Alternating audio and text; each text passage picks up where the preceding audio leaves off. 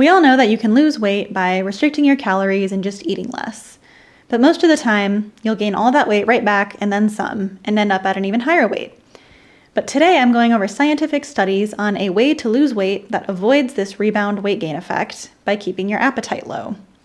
And as a bonus, this is one of the healthiest possible ways to lose weight in pretty much every respect. Hey there, I'm Mish, and I am a full-time research scientist with my PhD, and by day I conduct and publish studies of my own, and by night I share the results of other studies here to help you reach your weight loss, fitness, health, and nutrition goals. And as a quick reminder, we're doing a little initiative where we are going to start doing Q&A videos over on Patreon once we hit 50 patrons over there in order to answer your questions more directly in videos. And if you're interested in that and getting that going, and then head on over to the Patreon, which is linked in the description below. And in today's video, I am first going to give you some background on why we get rebound weight gain. And then I'm going to tell you about this method that helps prevent it. And then at the end, I'm going to talk about some nuances and caveats with this and when it will work and when it won't work. Now, there are a lot of causes of rebound weight gain, but I'll just be focusing on a few of the major players today.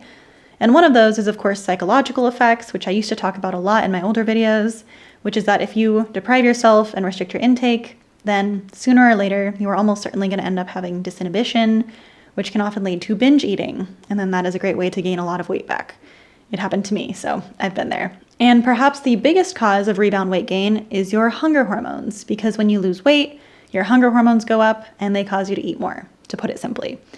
And as many of you may know, when I say hunger hormones go up, that is a simplification for brevity of saying some hormones that make you want to eat more go up, and some hormones that make you want to eat less go down. So the overall effect is that you end up being hungrier and less satiated. And then that can cause rebound weight gain because you end up eating more because you are very hungry, because your hormones are telling you that you're starving and that you need to eat a lot. But interestingly, there is one weight loss method that has been found to cause major weight loss without any increases in hunger hormones. And that is aerobic exercise, aka cardio. Specifically, it's been found that eating smaller meals increases hunger hormones, but exercising away the same number of calories, so you're at the same calorie deficit as the small meal people, does not increase hunger hormones. And as a particularly interesting little nugget, a study found that overfeeding people for 3 days did not decrease hunger hormones unless the people also exercised. So if people just sat around eating a bunch more, they didn't get any hunger hormone benefit. Their hunger hormones pretty much stayed the same. But if people ate a bunch more and exercised more, then their hunger hormones went down. But do these hunger hormone effects translate into actual differences in eating behavior? There are a lot of studies that have looked at this, finding similar results, but one particularly strong one, I think, had people in 3 groups. One group had a 25% energy deficit in terms of the number of calories by reducing how much they ate, so through diet, and another group had the same 25% calorie deficit, but only did it through jogging. So they ate the same amount as they did before, but just added in a bunch of jogging.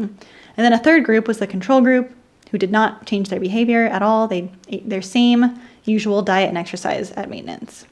And specifically, in case you're interested in the numbers, the jogging group, so the people who created a calorie deficit only through exercise, ran at about 50% of their VO2 max for about an hour a day to achieve that on average. Of course, it varied by the person.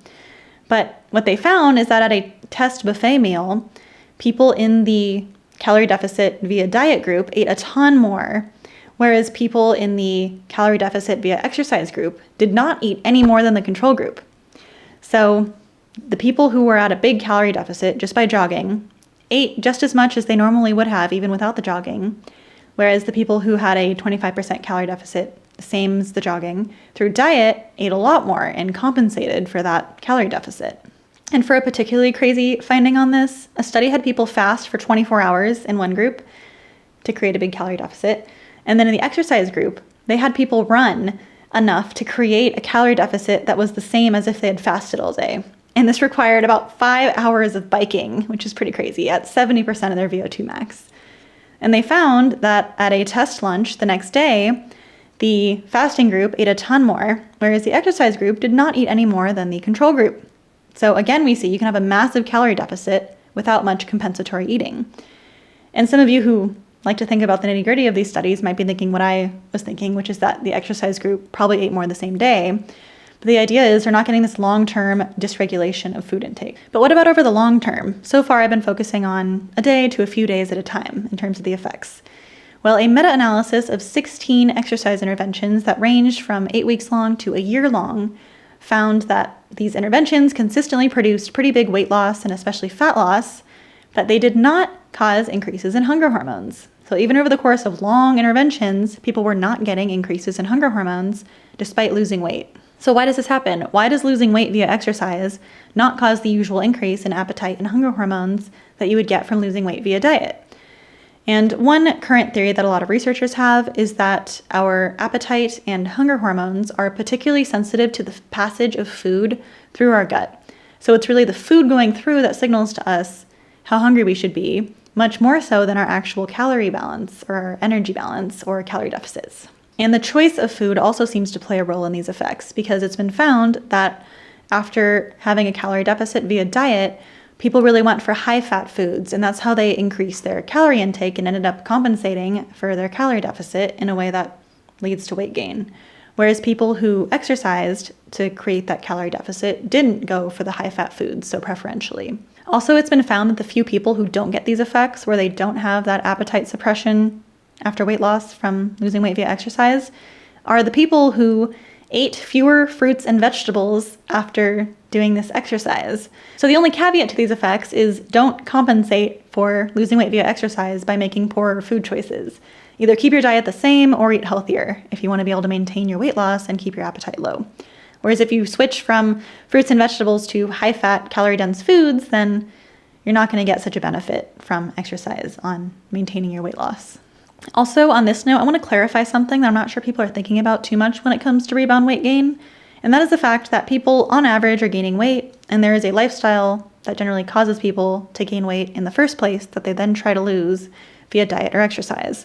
So the effects I'm talking about today are the fact that exercise suppresses the usual rebound weight gain, that is a bigger increase in weight gain than you would have usually from just going about your usual pre-diet lifestyle. But if you end up going back to your old lifestyle that caused you to gain weight in the first place, then exercise is not going to be able to magically prevent that unless you continue exercising.